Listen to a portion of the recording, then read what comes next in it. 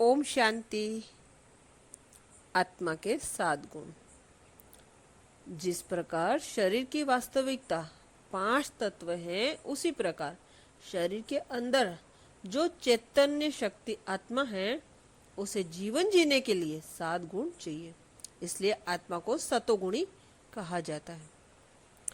आत्मा की चैतन्यता की अभिव्यक्ति इस 7 गुणों के माध्यम से होती है, जो जीवन को अर्थपूर्ण बना देते हैं। आत्मा के इन्हीं गुणों के आधार से जीवन जीने के आत्म संतुष्टि, खुशी, मौज और अति इंद्रिय सुख का अनुभव होता है।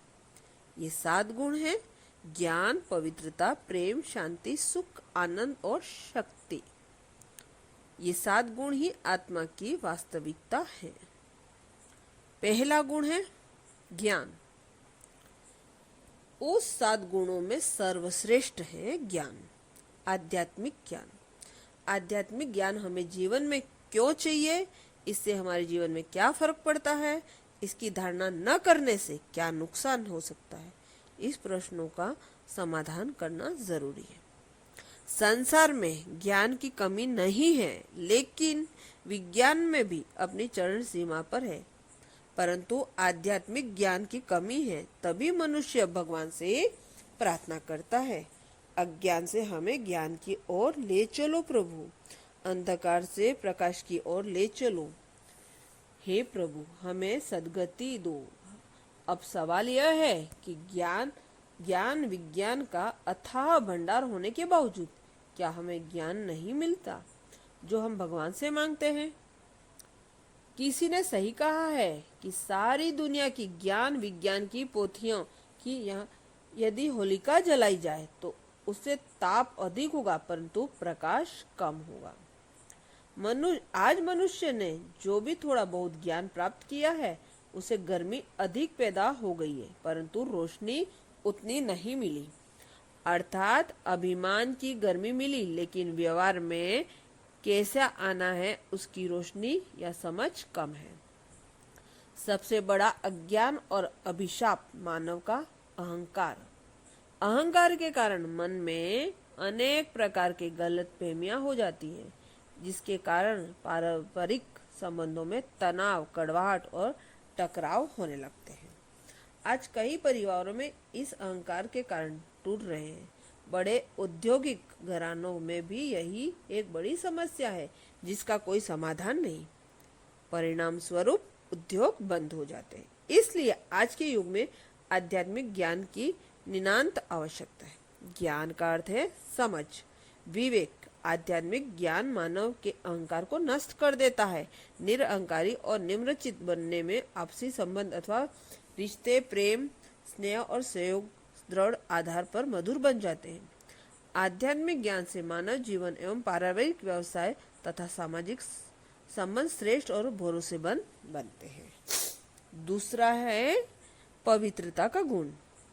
ज्ञान की शक्ति से हम मन, वाणी, कर्म में पवित्रता सहज आ जाती। पवित्रता अर्थात शुद्ध कहा जाता है।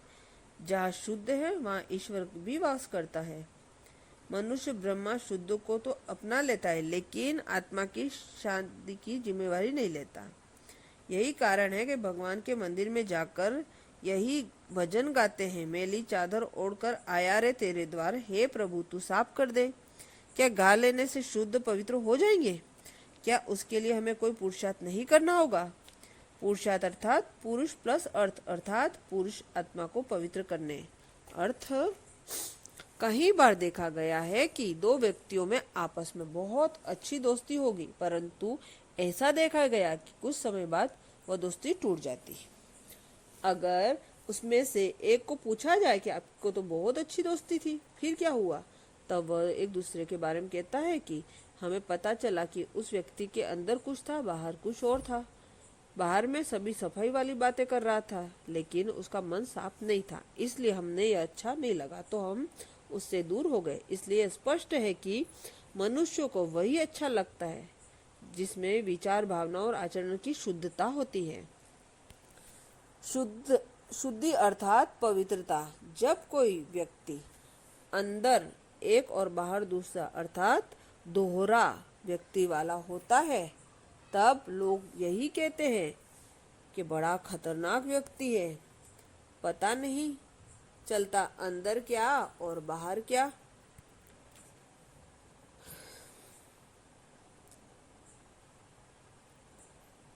ऐसे व्यक्ति से तो दूर होना अच्छा है, उसे खतरनाक कह देते हैं। परंतु अगर कोई व्यक्ति बहुत भोला होता है, अंदर बाहर एक समान होता है, लोग कहते हैं यह तो भगवान का बंदा है, भगवान का बच्चा है, जो अंदर होगा वही बाहर होगा, उसे कोई खतरा नहीं।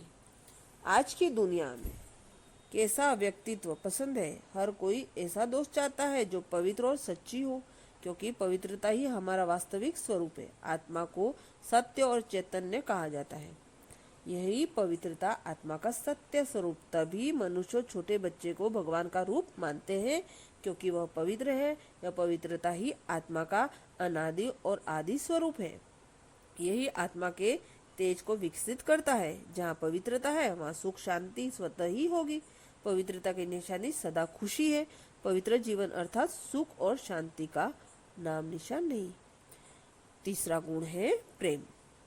संसार में हर व्यक्ति प्रेम चाहता है, चाहे बच्चा, चाहे बूढ़ा, पति पत्नी। जो कोई प्रेम के व्यवहार करता है तो उसको अच्छा लगता है, लेकिन विडंबना यह है कि आज की दुनिया में कोई प्यार से बात करता है तो अविश्वास के कारण व्यक्ति तो तनाव में आ जाता है।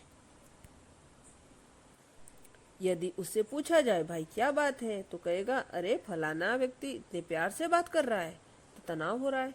फिर उससे पूछा कि भाई प्यार से ही तो बोल रहा है, फिर तनाव किस बात का? तब वह कहता है कि हमारा आपसी तालमेल तो है नहीं, भावनाओं में शुद्धि तो है नहीं। अनेक बार अगर प्यार से दिखा रहा है तो वह जरूर ही प्यार नहीं, जरूर कोई निस्वार्थ है। जरूरी प्यार नहीं है, वह स्वार्थ है, इसलिए तनाव हो रहा है। आज मनुष्य को निस्वार्थ एवं शुद्ध प्यार चाहिए। ऐसा निस्वार्थ प्रेम तो आध्यात्मिक समझ और पवित्रता के आधार पर ही मिल सकता है। आज भावनाओं में, विचार में, व्यवहार में अहंकार है, स्वार्थ है, अशुद्धि है। वहाँ संबंधों में कभी भी प्रेम पनप नहीं सकता। आज परिवारों में स्वार्थ बहुत अधिक है, निस्वार्थ प्रेम कम है। इंसान जीवन में सच्चा प्रेम पाना चाहता है। जब मन चाह प्रेम नहीं मिलता तो भगवान के पास जाकर कहता है तू प्यार का सागर, तेरी एक बूंद के प्यासे हम। इसलिए कई बार मनुष्य कहता है कि हमें और कोई चीज नहीं चाहिए, परंतु प्रेम से 2 शब्द बोलो। इसमें कोई सा खर्चा लगता नहीं। जीने के लिए धन आवश्यक है, परंतु उससे भी अधिक आवश्यक आत्मा को प्रेम की है, क्योंकि प्रेम ही आत्मा का निजी गुण। जहाँ प्रेम होता है वहाँ एक दूसरे की बात को स्वीकार करना और सत्कार देना बातें आ जाती। जहाँ प्रेम है वहाँ जीवन जीने का सच्चा आनंद। इसलिए कहा जाता है 2.5 आखर प्रेम के पढ़े सो पंडित होए। जहाँ ये तीनों बातें हैं, ज्ञान यानी आध्यात्मिक विवेक, शुद्धि या पवित्र भावना और निस्वार्थ प्रेम, वहाँ ही शांति है। चौथी है शांति। शांत स्वरूप रहना और सर्व को शांति देना, इसी की आज विश्व को आवश्यकता है। आज हर इंसान की शांति चाहिए, परंतु कौन सी शांति? क्या सिर्फ शमशान शांति चाहिए, या वातावरण की शांति चाहिए, या कोई शुद्ध अथवा कोई लड़ाई झगड़ा न हो, यह शांति चाहिए? मनुष्यों को कर्म करते हुए, जिम्मेवारियों को निभाते हुए मन की सच्ची शांति चाहिए, जहाँ उसका मन प्रसन्नता पूर्वक शांति में रहे, जहाँ कोई तनाव या परेशानी न हो। यह शांति चाहिए। तभी मनुष्य कहता है कि महल नहीं होगा, छोटा घर या झोपड़ी भी चलेगी, परंतु जीवन में शांति चाहिए। कहने का भाव यही है कि घर जीवन के लिए आवश्यक है, परंतु उससे भी अधिक आवश्यक है शांति की। उसकी यही चाहना है कि विश्व में शांति आ जाए, परंतु यह शांति कोई विश्व शांति सम्मेलन कर लेने से प्राप्त नहीं हो जाती। आज विश्व में कोई शांति के लिए थोड़ा भी प्रयत्न करता है तो उसे नोबेल पुरस्कार से सम्मानित किया जाता है, लेकिन फिर भी दुनिया में शांति नहीं होती, क्योंकि विश्व शांति का आधार आध्यात्मिक शांति। प्रकृति भी शांत तब होगी जब आत्माओं में शांति की वृत्ति आए। इस शांति का आधार आध्यात्मिक ज्ञान या विवेक है।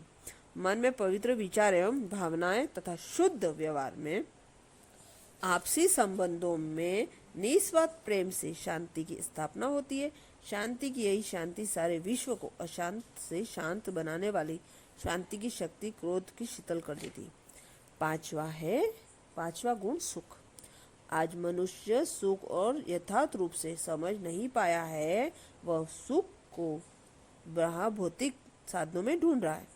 इस कारण सर्व सुख सुविधाओं के बीच होते हुए भी जीवन में सुख का अनुभव नहीं करता। किसी सुखशैया पर भी चैन की नींद नहीं ले पाता। दुनिया में सच्चे सुख के लिए मनुष्य कितना भागदौड़ और मेहनत करते हैं, लेकिन इस सुख के साथ कोई न कोई दुख भी मिला होगा। तभी मनुष्य कहता है सूखी रोटी चलेगी, सादा भोजन चलेगा, परंतु सुख चाहिए। यदि उसके सामने 56 प्रकार के भोग रखे हैं, परंतु खाते समय किसी ने दुख का कोई समाचार सुना दिया है, तो एक भी पदार्थ अंदर नहीं जाएगा। तात्पर्य यही कि भोजन शरीर के लिए आवश्यक है, परंतु उससे भी अधिक आत्मा को सुख की। महान आत्माओं ने कहा है कि सुख बाहर नहीं भीतर है, लेकिन भीतर कहाँ, भीतर कैसे जाना होता है यह मालूम नहीं। और बाहर ढूंढते ढूंढते तो जब सुख नहीं मिलता तो जीवन में हताश और निराशा आ जाती। जीवन में सच्चे सुख की प्राप्ति के लिए 4 बातों की आवश्यकता है। पहला है जब जीवन को आध्यात्मिक ज्ञान से सींचते हैं। दूसरा, संबंधों में पवित्र भावनाओं को पनपने देते हैं। तीसरा, निस्वार्थ प्रेम की सरिता बहती। और चौथा है मन में प्रसन्नता पूर्ण शांति। इसके बिना सुख के केवल कल्पना रह जाती है, सच्चा सुख मिलता नहीं। और छठा गुण है आनंद। जहाँ ये 5 बातें पवित्रता, ज्ञान, प्रेम, शांति और सुख होंगे, वह जीवन में सर्वोत्तम स्थिति आनंद की प्राप्ति होती है। आत्मा का वास्तविक स्वरूप ही है सच्चित आनंद स्वरूप, परंतु आज मानव अपने वास्तविकता आनंद स्वरूप को इतना दूर हो गया कि इस आनंद को ढूंढना पड़ रहा है। इस महान आत्माओं को इस आनंद की प्राप्ति के लिए अपने घर-बार छोड़ गए। इस आनंद की प्राप्ति के लिए लक्ष्य से विचलित न हो जाएं। इसके लिए उन्होंने अपने नाम के पीछे आनंद जोड़ दिया, ताकि हर समय इस लक्ष्य की स्मृति रहे कि जीवन का लक्ष्य है आनंद की अनुभूति करना। आनंद को सर्वोच्च इसलिए कहा जाता है क्योंकि इस गुण का अधिक विपरीत अर्थ शब्द नहीं है, जैसे सुख के साथ दुख, प्रेम के साथ नफरत आदि। इसलिए आनंद को अलौकिक ईश्वरीय माना गया है। तभी महान आत्माओं ने उनका अनुभव करना चाहा, परंतु आज आनंद की बात तो बहुत दूर की। मानव जीवन में खुशी भी नहीं है। यह भी कैसी विडंबना है कि खुशी का अनुभव करने के लिए हमें हास्य क्लब से जुड़ना पड़ता है और बगीचों में जा जाके हंसना पड़ता है। घर में हम वह हंस नहीं सकता, खुश नहीं रह सकता। घर से वह अगर खुश होता तो हंसना तो घर वाले भी पूछते हैं, क्या बात है आज बड़े खुश लग रहे हो। कई बार व्यक्ति खुद ही सोचता है कि मेरी खुशी की नजर न लग जाए। सोचने की बात है कि खुशी का सकारात्मक ऊर्जा है, उसे नकारात्मक शक्ति नष्ट कर देती है। और 7वां गुण है लास्ट, शक्ति। जहाँ ये 6 गुण हैं, वहाँ मनुष्य अपने जीवन में शक्ति का अनुभव करता है। परंतु आज आत्मा शक्ति तो दूर, मनुष्यों में आत्मविश्वास भी नहीं रहा। तभी वह ईश्वर से प्रार्थना करके शक्ति मांगता है। इतनी शक्ति हमें दे न दाता, मन का विश्वास कमजोर होना। वास्तव में ये 7 गुण आत्मा के सत्य स्वरूप है। ये सिर्फ गुण नहीं, ये शक्तियां हैं। ज्ञान की शक्ति, पवित्रता की शक्ति, प्रेम की शक्ति, शांति की शक्ति, ये सब महान चैतन्य शक्तियां हैं। इसलिए आत्मा को कहा जाता है आत्म चैतन्य शक्ति। जब मनुष्य इन गुणों का स्वरूप बनकर व्यवहार करता है, तब इन गुणों की चैतन्य ऊर्जा उसके स्वरूप के प्रकट होती है। लेकिन आज मनुष्यता अपनी वास्तविकता से बहुत दूर चली गई है। ये 7 गुण मानव जीवन में सक्रिय नहीं हो रहे, तभी आत्मा इन गुणों की शक्ति में कमजोर हो गई। यह कारण है कि व्यक्ति उन्हें बाहर ढूंढने लगता है, चाहता है कि हम कहीं से इनका अनुभव हो जाए, कहीं से उनकी प्राप्ति हो जाए। परंतु जब बाहर से इसकी प्राप्ति नहीं होती तो आत्मा कमजोरी का शिकार हो गई। बदले में 7 गुण काम, क्रोध, लोभ, मोह, अहंकार, आलस्य, ईर्ष्या, द्वेष जीवन में सक्रिय हो जाते हैं। इस कमजोरियों के वशीभूत व्यक्ति को विकारी कहा जाता है।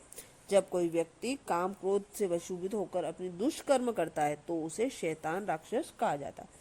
कभी कभी मनुष्य सारी बुराइयां छोड़ना भी चाहता है, लेकिन कैसे छोड़े इसे वह समझ नहीं पाता, क्योंकि वह उसकी विधि बाहर ढूंढ रहा है, इसलिए उसे हल नहीं मिलता। अच्छा, ओम शांति।